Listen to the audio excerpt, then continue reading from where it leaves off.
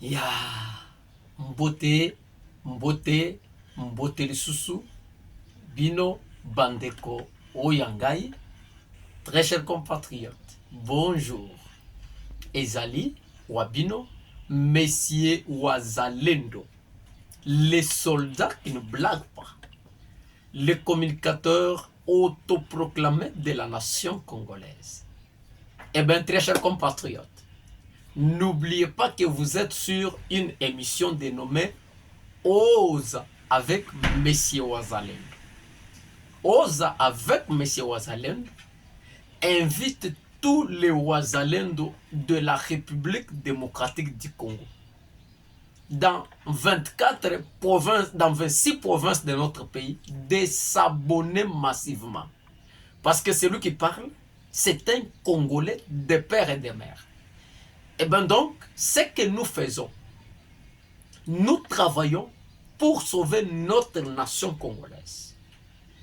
C'est tout ce que nous pouvons donner à la nation congolaise. Alors, si aujourd'hui, nous ne nous lèvons pas, très chers compatriotes, qui se lèvera pour la République? Eh bien, très chers compatriotes, nous avons la responsabilité, nous avons la charge de sauver notre pays. C'est pour cela que M. Wazalendo Channel est venu en vous demandant, vous chers compatriotes, de s'abonner. Pas seulement de s'abonner, de devenir notre ambassade ou ambassadeur. Donc, dans votre coin, là où vous êtes, nous voudrions que tu puisses devenir aussi notre ambassadeur ou notre ambassade. Nous voudrions que tu puisses devenir notre antenne dans votre village, là où tu es, dans ta province. Parce que nous avons compris une chose, que l'ennemi Rwanda travaille avec les informations pour déstabiliser le peuple. Alors c'est pour cela que nous sommes venus avec cette structure pour demander à tous les Wazalendo de s'abonner. Eh bien, vous voulez devenir notre antenne, notre coordonnateur, veuillez nous écrire en bas de notre émission. Il y a un numéro. Prenez ce numéro, écrivez-nous, nous allons vous accueillir. Parce que le Congo, c'est une nation que Dieu nous a donnée. J'ai toujours dit qu'un jour, Nzamba Kotuna Biso, chers Congolais, je vous avais donné le pays.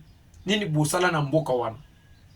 Alors, ezali héritage autocotique à la bana na biso. Alors, ezali pe façon ya ko contribuer pour na mboka na biso. Alors, suko kozala espion na biso na mboka oyo ozali. Mususu pa kozala pe espion na mboka na bango. Alors, tokozana posa ko collecter les informations pour na ko komisango na ba institution ya likolo. Peut-être to sauvegarder le pays ou bien de sauver notre nation. Alors, si on ne le fait pas aujourd'hui, qui le fera à notre place? Eh bien, très chers compatriotes, Monsieur Wazalendo Channel, c'est une brigade numérique de l'information.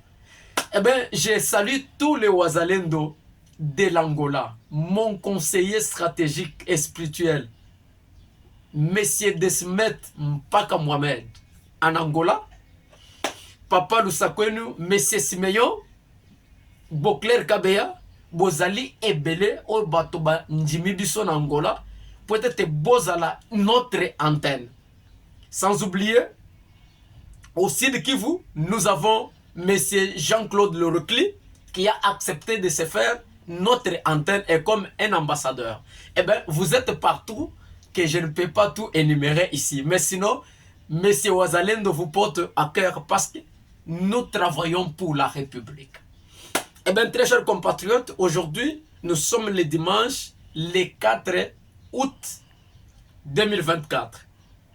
C'est le jour où les deux chefs de la diplomatie congolaise et rwandaise, se sont rencontrés sous l'égide du président Lorenzo de l'Angola. Alors, ils avaient appelé au cessez-le-feu. Conclusion à Bango, ils se sont aboutis à cessez-le-feu qui devait entrer en vigueur aujourd'hui. Très chers compatriotes, je voudrais que nous réfléchissions, que nous analysons. Est-ce que le cessez-le-feu qui a été déclaré na Angola, na ministre des Affaires étrangères, na ministre des Affaires étrangères rwandais, na M. Lorenzo, est-ce que ces deux camps ont respecté ça? Ou bien les deux camps doivent respecter ça? Mais à la lecture des choses, très chers compatriotes, vous comprendrez toujours que les Congos sont toujours perdants. De notre côté, nous sommes un élève docile. Un écolier docile. Les Congos sont toujours un écolier docile. Mais de l'autre côté de Rwanda, il n'y a pas un écolier docile. Il y a un écolier, un élève qui est en train de faire une école buissonnière. Donc cela veut dire, les Congos respectent. Les Rwandais ne respectent pas. Est-ce que doit-on respecter ça? C'est ça le fait. Parce que je vous avais dit que le vendredi, nos villages ont été confisqués. Et hier encore, on a confisqué encore un autre village par le Rwanda et le M23. Et le Congo est toujours un écolier docile. Est-ce que doit-on toujours être un écolier docile au lieu d'agir, au lieu de taper les voisins? Non. Quelqu'un, un voisin qui s'élève, qu'il entre dans votre maison, il pille, il fait tout ce qui est de mauvais, et vous restez toujours un papa docile, et vous ne pouvez pas aussi agir. Non.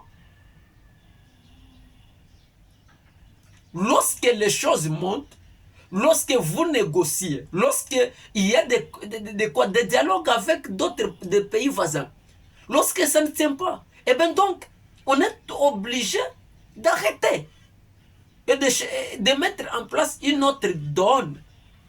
Parce qu'on ne peut pas évoluer avec un monsieur qui n'a jamais respecté.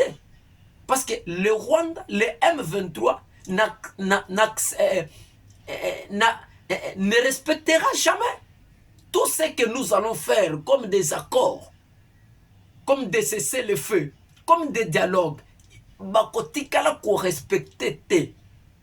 Alors qu'est-ce qu'on dit? On répond un imbécile par des silences. Quel est le silence? Il faut agir.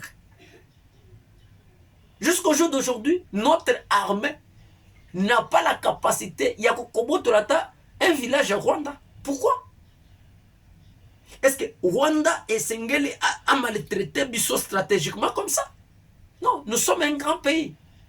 Il faut que nos autorités s'élèvent. Qu'ils se disent non, trop c'est trop. On ne peut pas négocier avec des personnes qui ne respectent pas. Rwanda, pour qu'il puisse écouter, il faut qu'on mette Mobutu. Alors, surtout qu'il y a une logique, une diplomatie, un cessez-le-feu, une trêve. Alors, Azali, comme on est là, nous sommes comme un bateau, trop faible. Mais nous sommes un très grand pays. Alors, il faut que notre armée, comme M. Félix Tshisekedi, on ne peut pas toujours continuer la diplomatie. Je sais que vous êtes une personne de la paix, vous aimez la paix. Mais jusqu'à quand doit-on continuer avec la paix? Jusqu'à quand doit-on continuer avec la diplomatie avec Rwanda? Rwanda qui ne respecte rien. Jusqu'à quand M. Tshisekedi?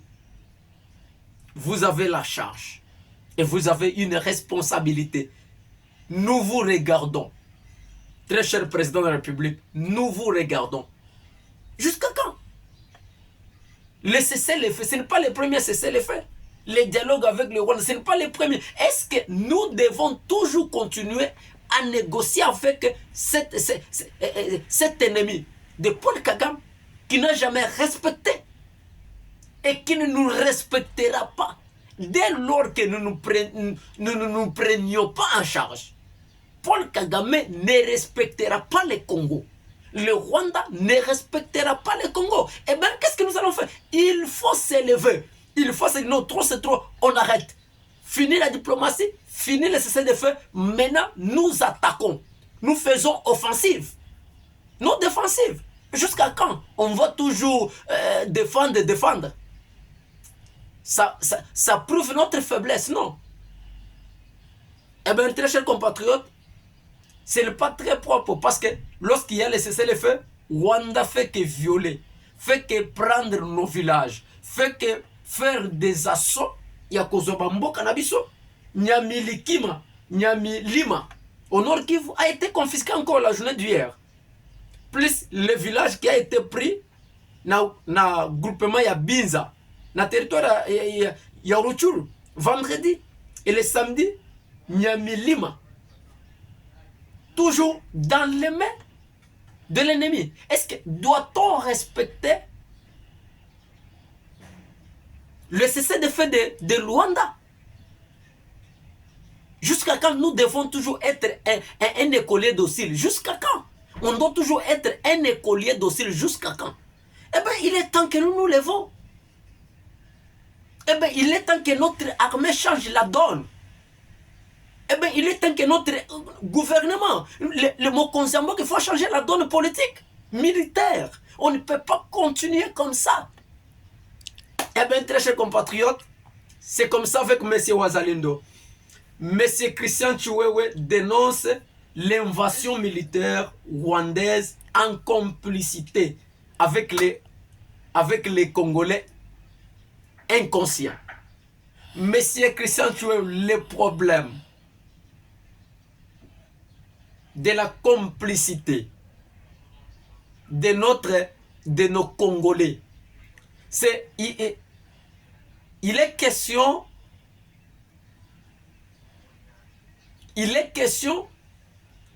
de civisme.